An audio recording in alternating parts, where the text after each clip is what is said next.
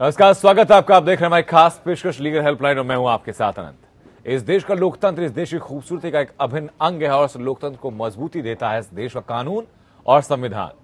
देश का संविधान हर एक नागरिक को समानता के साथ स्वेच्छा से जीने का अधिकार देता है और इसी संविधान का प्रिएम्बल यानी संविधान की प्रस्तावना भी समाज के हर व्यक्ति के लिए बराबरी और समान न्याय का अधिकार देता है। और यही कानून संविधान हर समस्या के सही प्रारूप में समाधान के लिए मौजूद है, लेकिन सही जानकारी ना होने या कानूनी पेचीदगियों के चलते एक बड़ा हिस्सा समाज का सही समय पर न्याय हासिल करने में असमर्थ महसूस करता है। और इसी अंतर को खत्म करने के लिए इंडिया लीगल रिसर्च फाउंडेशन के इनिशिएटिव लीगल हेल्पलाइन में हम यहां मौजूद हैं आपकी हर कानूनी समस्या में आपकी सहायता के लिए।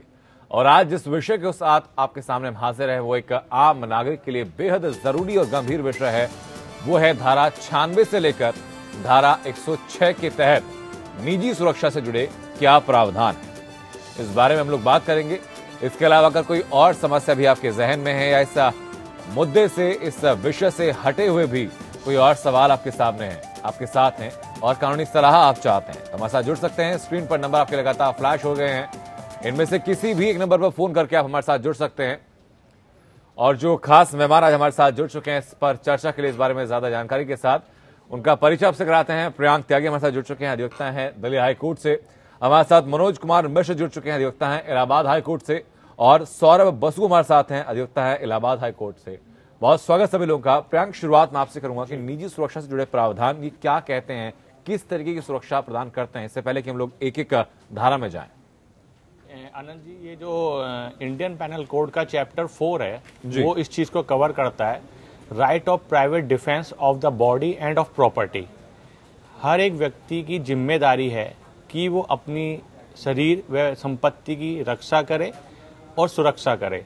उस चीज के लिए कानून ने जो है राइट ऑफ प्राइवेट डिफेंस का प्रोविजन दिया हुआ है। अगर किसी व्यक्ति के ऊपर कोई हमला होता है और उसको पूरा यकीन है कि उस हमले से अगर उसके शरीर पे कोई चोट या इस रूप से घायल हो जाता है जिसका कारण मौत भी बन जाता है, तो इसके अगेंस्ट जो है सेल्फ डिफेंस में काउंटर अटैक कर सकता है जी। और काउंटर अटैक वो उस नियत से करेगा कि जिस वजह से वो अपने हमले को प्रोटेक्ट कर पाए। इसमें समझने वाली बात यह है कि इसमें रीजनेबल कॉज होना बहुत जरूरी है। अगर आपके ऊपर कोई हमला हो रहा है और आपको इमीडिएटली लगता है कि भाई मेरे ऊपर जो ये हमला हो रहा है इससे मेरी मौत हो सकती है, तो आप उसके लिए काउंटर अटैक करें और इसी के तहत जो है आप राइट ऑफ प्राइवेट डिफेंस में प्ली ले सकते हैं। ठीक है, मैं लौटूंगा आपके पास। इस वक्त दिल्ली से आरती हमारे दर्शक हम लोग जुड़ चुके हैं। आरती, अपनी बात आप रखिए, कैसे आपकी सहायता हम लोग कर सकते हैं? नमस्कार जी सर, मैंने आपसे 1-2 बार पहले भी पूछा था सर। मैं ये पूछना चाहती हूँ कि अगर डिवोर्स का केस चलता है, मेरे हस्बैंड ने डाला हुआ है, तो कितना टाइम तक चलेगा? क्योंकि I don't want to divorce him. अगर मतलब वन साइडेड डिवोर्स का कोई है या नहीं? अभी तो सर हमें खर्चा नहीं मिलना, बदुआ ना एरियर मिल रहा है ना वो सुनते हैं। बिल्कुल, आपकी कॉल हमारे साथ पहले जुड़ी है आरती। हमने आपको तब भी बताया था कि केस का कितने वक्त में निपटारा होगा, ऐसी कोई टाइमलाइन निर्धारित नहीं होती है, डिपेंड करता है जज के डिस्क्रिप्शन के ऊपर कि उनको कब सारे सबूत और जो चीजें पेश की गई हैं आपके हिसाब से दोनों पक्षों की तरफ से उनको वाजिब लगते हैं, एनएफ लगते हैं और उसके हिसाब से वो अपना इस मामले में फैसला देते हैं। वो जज के ऊपर डिस्क्रिप्शन है और साथ ही साथ दोनों पार्टियों की तरफ से जो कार्रवाई है उसके ऊपर निर्भर करता है। लेकिन आपने जो कहा इस मामले में कि आपको अब तक कोई भी मेंटेनेंस नहीं मिल रहा है और आप नहीं चाहती तलाक, लेकिन आपके पति चाहते हैं तलाक। मैं चाहूंगा मनोज कुमार मिश्रा आप इस बारे में गाइड करें कि अगर सिर्फ पति तलाक चाहते हैं, पत्नी तलाक नहीं चाहती, तो पत्नी के पास क्या अधिकार है इस शादी को बचाने के लिए? और जब तक ये पूरा प्रोसीजर चल रहा है तब तक पत्नी के पास मेंटेनेंस लेने का या किसी और तरीके से कोई कॉम्पनसेशन लेने का क्या अधिकार है? देखिए, डाइवोर्स के 2 तरीके के प्रावधान है जी। एक तो म्यूचुअल कंसेंट से होता है, जिसके लिए हिंदू मैरिज एक्ट के तहत 13B में होता है जी। और आपस में अगर कंसेंट नहीं है, कंटेस्ट करके लड़ना है, तो 13A में फाइल होता है। जैसा कि उन्होंने बताया कि अगर हस्बैंड चाहते हैं और ये नहीं चाहती हैं, तो निश्चित तौर पे इनके पास जो कंप्लेंट फाइल, जो डाइवोर्स पिटिशन फाइल की गई हो, उसमें इनके ऊपर एलिगेशंस लगाए गए होंगे, उसका ये जवाब दें। जहां तक प्रश्न है कि ये इस बीच में मेंटेनेंस के बारे में, तो हिंदू मैरिज एक्ट के सेक्शन 24 में ही इनको एक प्रावधान दिया हुआ है कि मेंटेनेंस पेंडेंटी लाइट, मतलब मुकदमे के चलने के अवधि के दौरान ये अपनी पति से हर्जा खर्चा उसी पर्टिकुलर प्रोसीडिंग में भी ले सकती हैं। इसके साथ साथ इनको, चूंकि अब डाइवोर्स का मामला है तो निश्चित तौर पे इनके पति ने इनको छोड़ रखा होगा, तो वो 125 सीआरपीसी में मेंटेनेंस का एक प्रावधान है, वो उसमें एक पिटिशन फाइल कर सकती हैं, जिसमें मजिस्ट्रेट इनके ऊपर इंटरिम रिलीफ अगर देगा तो उसका इनका मेंटेनेंस दिया जाएगा। लेकिन जो इनका मौजूदा केस चल रहा है, क्या उसी केस के साथ साथ 125 के तहत अपील कर सकती हैं, अलग से केस फाइल करना होगा? हाँ, इस बात से कोई फर्क नहीं पड़ता है कि जो केस चल रहा है उसके साथ साथ ये केस नहीं कर सकती। 125 का जो प्रावधान है वो सीआरपीसी में है, और वो पर्टिकुलर चैप्टर ही इस बात के लिए है कि महिलाओं के लिए, पत्नी के लिए, माता पिता के लिए और बच्चों के मेंटेनेंस के लिए है। तो डाइवोर्स का केस चल रहा है वो एक अलग चल रहा है, लेकिन मेंटेनेंस के लिए इनके राइट जो है 125 सीआरपीसी में वो ऑलरेडी इनके हैं, वो उसको ले सकती हैं। इसके साथ साथ सपोज करिए इन्होंने 125 की अगर कोई रिलीफ ले रखी है, इसके बाद भी अगर हस्बैंड ने जो डाइवोर्स सूट फाइल कर रखा है तो उसमें भी ये मेंटेनेंस पेंडेंटी राइट की पिटिशन अगर फाइल करेंगे, एप्लीकेशन देंगी, तो कोर्ट उस मुकदमे को लड़ने के लिए भी हर्जा खर्चा इनको दिलाने के लिए ऑर्डर कर सकती है। जी ठीक है आरती, मैं उम्मीद करता हूं कि इस बार आपको बेहतर सहायता मिली है, सलाह मिली है। अगर अभी भी कोई शक, कोई सुबह कोई शंका आपके साथ रहती तो आप वापस हमारे साथ जुड़ सकती है। बहुत शुक्रिया आपका। मैं सौरभ बसु जानना चाहूंगा कि हम लोग जो धारा 96 से लेकर 106 की बात कर रहे हैं, एक एक धारा क्या क्या कहती है? देखिए, इसमें राइट टू प्राइवेट डिफेंस है। इसमें आप कैसे इस चीज को अपनी खुद स्वयं की प्रॉपर्टी, स्वयं को और किसी दूसरे की प्रॉपर्टी को आप बचा सकते हैं। इसमें कई प्राविधान ये दिए गए हैं कि किन किन हालातों में आप कैसे उसको बचा सकते हैं। जैसे कि आप रेप के केसेस में, मर्डर के केसेस में, एक 2013 में एक संशोधन हुआ था, उसमें ऐड किया गया कि जो एसिड अटैक्स हो रहे हैं उसमें भी आप उसमें रिटेलिएशन कितना हो सकता है, आप अपने आप को कैसे बचा सकते हैं, मेन उद्देश्य इसमें ऐसा है। और उसके लिए आपको क्या करना पड़ेगा और कितनी मतलब आप कितनी कोशिश कर सकते हैं कि आप उसको अपने आप को बचाए, अपनी प्रॉपर्टी को बचाए, किसी अन्य को बचाए और अन्य की प्रॉपर्टी को बचाए। ये जो प्राविधान दिए गए हैं इसमें आप किस तरीके से आप काम करेंगे। आप पहले तो आप ये देखेंगे कि आप अपने आप को स्वयं को बचा रहे हैं या किसी अन्य को बचा रहे हैं। उसके लिए आपको जितनी भरसक कोशिश करना होगा आप कर सकते हैं। आप किसी को, अगर कोई आपको मारने आ रहा है, मर्डर के उद्देश्य से आ रहा है, इंटेंशन उसका मारने का है, तो आप उसको उस हिसाब से रिटेलिएट कर सकते हैं, उसको मार सकते हैं। इसमें चीज ये देखना है कि आप किसी को अन्यथा नहीं मारेंगे कि कोई आपको झापड़ मार दिया, आपने उसको गोली मार दिया, ये नहीं है। यहां पे आप, अगर आपको वो इतना कॉज हर्ट कर रहा है कि आप मर सकते हैं, तब तो आप उसकी उतनी चाहेंगे। अगर आप वहां से भाग सकते हैं या अपने आप को बचा सकते किसी और तरीके से, तो आप वो भी अपनाएंगे। और उसके बाद फर्दर अगर आप उसकी पुलिस रिपोर्ट कर सकते हैं, उतना आपके पास समय है, तो आप वहां से भाग के आप जा सकते हैं, पुलिस कंप्लेन कर सकते हैं, उसकी तफ्तीश होगी, वो दूसरी चीज है। ठीक है, मैं वापस लौटूंगा आपके पास इन्हीं सवालों के साथ। लेकिन प्रियांक ताकि मैं जानना चाहूंगा, आपने जो रीजनेबल कॉज की बात की कि रीजनेबल कॉज होना चाहिए और जिस इंटेंसिटी से आपके ऊपर अटैक किया गया आप भी रिप्लाई उसी इंटेंसिटी से कर सकते हैं, उससे ज्यादा नहीं कर सकते। तो ऐसे आकस्मिक हालात में इंटेंसिटी कैसे डिफाइन की जाएगी और रीजनेबल कॉज कैसे दिया जाएगा? क्या ये व्यवहारिक साबित होता है? ये एग्जैक्टली सौरभ बसु, मैं लौटूंगा आपके पास। इस सवाल मेरा प्रियांक त्यागी से है सर, मैं वापस आपके पास आऊंगा।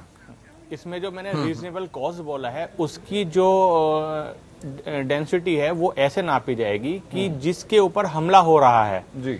अब मैं इसको एक एग्जांपल देके समझाना बेहतर समझेगा।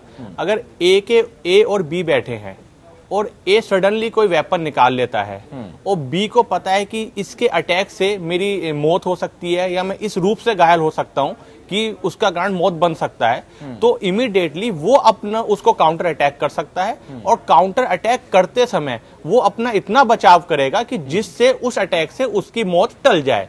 अगर इस वारदात में उससे मौत नहीं टल पा रही है और उससे उस एक्यूज की मौत हो जाती है, तो उसके बाद जो है वो राइट ऑफ प्राइवेट डिफेंस की प्ली ले सकता है, क्योंकि यहाँ ऑनर्स जो है जो डिफेंस कर रहा है उसी के ऊपर है। ठीक है, मैं वापस लौटूंगा। इस वक्त हरियाणा से इंद्रराज हमारे दर्शक जुड़ चुके हैं। इंद्रराज, अपनी बात आप रखिए। सर जी नमस्कार।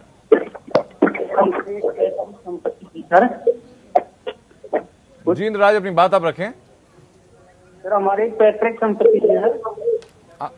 इंद्राज, पहले अपने टीवी की वॉल्यूम आप बंद कर ले ताकि आपकी आवाज हम लोग सही से सुन पाए।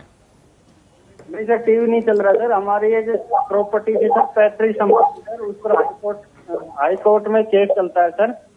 और हाई कोर्ट में सर हम केस जीत जाते हैं सर। परंतु सर इसमें एक महिला हिस्सेदार है सर, उस महिला हिस्सेदार का नाम छूट जाता है सर।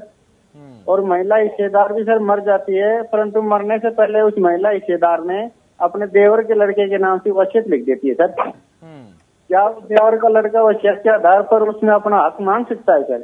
40 साल हो क्या कहेंगे इस बारे में? जैसे आप बता रहे हैं कि आपका मैटर हाई कोर्ट में चल रहा है, तो मुझे ये समझ आता है अगर हाई कोर्ट में चल रहा है तो कोई अपील पेंडिंग होगी। नहीं, इनका कहना यह है कि हाई कोर्ट में मामला था, हाई कोर्ट से जो फैसला आया वो इनके फेवर में आ गया, लेकिन जिनकी जमीन का जिस जमीन का विवाद था उसमें एक हिस्सेदार कोई महिला भी थी, उस फैसले में उस महिला का नाम छूट गया। अब उस महिला की मृत्यु हो चुकी है, लेकिन मृत्यु होने से पहले वो महिला अपने भतीजे के नाम पर या किसी और रिश्तेदार के नाम पर प्रॉपर्टी कर चुकी है। तो क्या उस लड़के का उस प्रॉपर्टी में हिस्सा बनता है जबकि उसका नाम छूट गया है? नहीं, अगर आपका सेटलमेंट हो चुका है और हाई कोर्ट से भी जजमेंट पास हो चुका है, तो स्वाभाविक है अगर हाई कोर्ट से जजमेंट पास हुआ होगा तो आप लोगों के सबके शेयर्स इंडिविजुअल्स उसमें डिस्ट्रीब्यूट हो गए होंगे। और जो महिला एक्सपायर हुई है और अगर उसने कोई विल करी है किसी के लिए, चाहे वो भतीजा हो या उसका भाई हो, कोई भी हो, तो उसका जो है विल को प्रोवेट करा के उसका शेयर जो है उस भतीजे के लिए जो है आप ट्रांसफर करवा सकते हैं और उसी के आधार पे उसका म्यूटेशन भी किया जा सकता है। चलिए ठीक है, उम्मीद करता हूं आपको बेहतर सहायता मिली सर इस संबंध में। तो इस वक्त पटना से राम कुमार हमारे दर्शक हमसे जुड़ चुके हैं। राम कुमार, अपनी बात आप रखें। राम कुमार का नंबर तक संपर्क नहीं हो पा रहा, लेकिन राम कुमार आपका नंबर हम तो जरूर पहुंच गया। इंडिया लीगल रिसर्च फाउंडेशन की टीम आपको जल्द कॉल करेगी और बेहतर सहायता आपकी की जाएगी। मनोज कुमार मिश्र, मैं जानना चाहूंगा कि जो धारा 96 क्या कहती है और उसके अलावा जो 106 तक की धाराएं हैं वो एक एक धारा अपने आप में क्या कहती है? देखिए, इंडियन पिनल कोड डिफाइन करता है कि किसी भी व्यक्ति के द्वारा किया गया कौन सा कार्य जो है वो अपराध की श्रेणी में माना जाएगा, और अगर कोई व्यक्ति अपराध करेगा तो उसके लिए ये अमुक पनिशमेंट दिया जाएगा। इसके साथ साथ ही सेक्शन 96 आईपीसी स्पेसिफिक प्रोवाइड करती है कि आत्मरक्षा में किया गया कोई भी कार्य अपराध की श्रेणी में नहीं आएगा। अब देखने की बात है कि आत्मरक्षा में दो तरीके की रक्षाएं हमको मिली हैं, प्रॉपर्टी की भी और अपने शरीर की भी। इसके साथ साथ जो हमको दोनों प्रॉपर्टी और शरीर की रक्षा की बात है, किसी के जान की रक्षा की बात है, तो ना सिर्फ वो हमारी प्रॉपर्टी या हमारे अपने शरीर की रक्षा को लेकर के है, बल्कि अगर हमको ऐसा लगता है कि हमारे सामने किसी दूसरे व्यक्ति की जान को खतरा है या उसके ऊपर कोई आपराधिक तत्व लोग उसके ऊपर अगर हमला कर रहे हैं और उसके किसी तरीके का खतरा है, तो उस खतरे को टालने के लिए भी अगर हम उसकी मदद में कोई कार्य करते हैं जिसके द्वारा उन आपराधिक तत्वों को कोई चोट पहुंचती है, तो वो हमारा किया गया कार्य जो होगा वो अपराध की श्रेणी में नहीं माना जाएगा। सेक्शन 100 आईपीसी इसी बात को लेकर के आता है, डिफेंस अगेंस्ट पर्सन में वो चाहे हमारा इंडिविजुअल का हो या किसी दूसरे का व्यक्ति का शरीर का हो, उसमें शारीरिक क्षति से लेकर मृत्युदंड तक मृत्यु की बात हो सकती है। और 103 जो है वो प्रॉपर्टी को लेकर के है। अगर किसी व्यक्ति की प्रॉपर्टी पे खतरा है तो उसको बचाने के लिए हम कोई कार्य करेंगे तो वो अपराध की श्रेणी में नहीं माना जाएगा। ठीक है सर, यहाँ प्रियांक कुछ कहना चाहते हैं। प्रियांक, मैं ये कह रहा हूँ 96 जैसे मेरे मित्र ने बताया 96 डिफाइन करता है राइट ऑफ प्राइवेट डिफेंस को। और क्योंकि आपका प्रश्न था कि आप 96 से 106 जो सेक्शन है इसको क्लियर करवाना चाह रहे हैं व्यूअर्स के लिए, तो 96 जो है वो राइट ऑफ प्राइवेट डिफेंस को डिफाइन करता है। 97 जो है वो प्रॉपर्टी और बॉडी को डिफाइन करता है। 98 जो है, 98 में अगर आपको सेल्फ डिफेंस में किसी की हत्या हो जाती है तो उसको डिफाइन करता है। और 99 जो है वो आपको ये बताता है कि आप किस किस कंडीशन में सेल्फ डिफेंस की प्ली ले सकते हैं। उसमें बताया गया है कि अगर आपको लगता है कि आपका किडनैप हो रहा है, अगर किसी वुमेन को लगता है कि उसके साथ रेप किया जा रहा है, या आपको लगता है कि आपके साथ कोई ऐसा असॉल्ट हो रहा है कि जिसमें आपकी मौत होना संभव है, तो वहां आप यूज कर सकते हैं जी। और सेक्शन 100 में प्रॉपर्टीज के बारे में बताया गया है कि अगर आपके घर में कोई चोर जो है डकैती के रूप में या हाउस ट्रेसिंग के रूप में या जो है चोरी की वारदात करने आते हैं और उसको लगता है आपको कि आपकी बॉडी और प्रॉपर्टी को नुकसान है या खतरा है, तो उसमें जो है आप सेल्फ डिफेंस का प्रोविजन यूज कर सकते हैं। लेकिन यहाँ एक चीज ये बहुत ध्यान रखने वाली बात होगी कि सेल्फ डिफेंस जो आप यूज करेंगे वो आप जब भी यूज करेंगे कि जब आपको क्लियर कट हो जाए कि अगर आपने सेल्फ डिफेंस में कोई स्टेप नहीं लिया है तो आपकी जान को खतरा है। ये नहीं है कि किसी आप चलते हुए आपकी किसी से हाथापाई हो गई तो आप रिवॉल्वर निकालेंगे और उसको शूट कर देंगे, ये कोई सेल्फ डिफेंस में यूज नहीं होगा। और सेल्फ डिफेंस अगर कोई पब्लिक सर्वेंट अपनी ड्यूटी फॉलो कर रहा है और उस ड्यूटी फॉलो करते हुए अगर किसी के साथ कोई मारपीट या बदतमीजी की गई है तो वहां पर सेल्फ डिफेंस का प्रोविजन अप्लाई नहीं होगा। ठीक है, लेकिन सौरभ बसु मैं जानना चाहूंगा कि जो धारा 96 वैसे मैं एक चीज 1 मिनट के लिए आनंद जी मैं यहाँ पे 1 मिनट के लिए रुकूंगा। बिल्कुल त्यागी साहब जरा सा ये देखिएगा कि शायद अब जो राइट टू प्रॉपर्टी है वो 103 में है और 100 में जो दिया हुआ है वो राइट अगेंस्ट पर्सनल लाइफ का है। नहीं, बिल्कुल जो आपने कहा कि 100 में है वो शायद आप एक बार चेक कर लीजिएगा, वो 103 में प्रॉपर्टी का है। 103 में भी और 100 में प्रोविजन दिया हुआ है सर। क्लियर कट तो 96 से वही है। हमें तो व्यूअर्स को व्यक्तिगत रक्षा के लिए है। हाँ, हमें तो व्यूअर्स को 96 से 106 तीनों हम तीनों बैठे हैं तो तीनों को ये समझाना है इंडिविजुअल करके। ठीक है सर। मैं लेकिन सौरभ बसु ये जानना चाहूंगा आपसे इस मामले को, क्या इसका मिसयूज भी सामने आता है? मिसयूज जैसे इन्होंने प्रियंका जी ने कहा इस चीज को, जो मिसयूज उस समय आएगा जब आपने किसी चीज को अत्यधिक कर दिया है।